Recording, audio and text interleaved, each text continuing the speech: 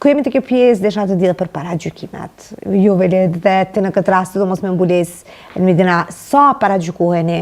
nga të rinjët e tjerë që ndoshta konsiderojnë vetën e të themi më të modernizuar në thojza në një farë mënyra. Në popullin tonë këto të na, nuk ka ndodhur kështu paragjykimet kemi. Ka ndodhur për shembull në rrjetet sociale të paragjykohemi, ose kur kemi shpas dikon të një organizim të shkojmë jashtë vendit, ka pas paragjykimet shumëta, po me ndiku as pak nuk ka ndiku të une që të ndroj mendim ose të demoralizohem ose diçka tjetër. Kam pas synimin tem dhe kam qenë i bindur në ata që e kam nisë dhe inshallah do e vazhdojmë kështu gjithmonë. Paragjykimet janë më të pakta në këtë rast dhe rrallëherë ju haseni me këto lloj problematikash, por kur vjen puna tek femrat e gratë, kjo gjë është e dukshme dhe nuk mund t'i kësh letë. Gratë është pak më ndjeshme, paragjykojnë më shumë, flasin pak më shumë, edhe shpesh herë edhe nuk kanë shumë besim tek gjinia femërore. Shpesh herë ne mund të kemi dëgjuar edhe fjalë se nuk do ja arrish, nuk do mund ta bësh, ti je vajzë, mirë po me punë, me përkushtim, me sakrificë arrihet gjithçka. Ne vetëm cekëm edhe pjesën ku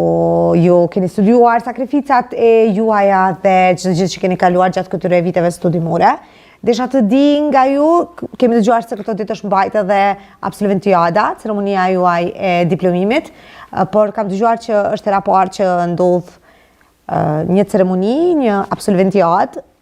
Po, një organizim kaq i mrekullueshëm ta quaj sepse kështu e quaj unë, të cilën u organizua pak ditë më parë, është mbajtur për herë të parë në Filharmoniat në Shkup dhe ne si gjenerat kemi vendosur që të jemi si gjenerat e parë të cilat do ta organizojmë këtë manifestim apo ceremoni dhe kemi qenë prej unë dhe Lidi dhe një kolege Jona Elma që në këtë rast do ta ceki, kemi qenë organizatorët të cilët jemi marrë me organizimin e kësaj ceremonie. Ka qenë diçka aq e gëzueshme, por edhe stresuese, për shkak se si herë e parë ballafaqoheshim me probleme të cilat nuk i kishim hasur ndonjëherë, me sfida, me edhe lodhje kemi pasur këtë ditë, mirë po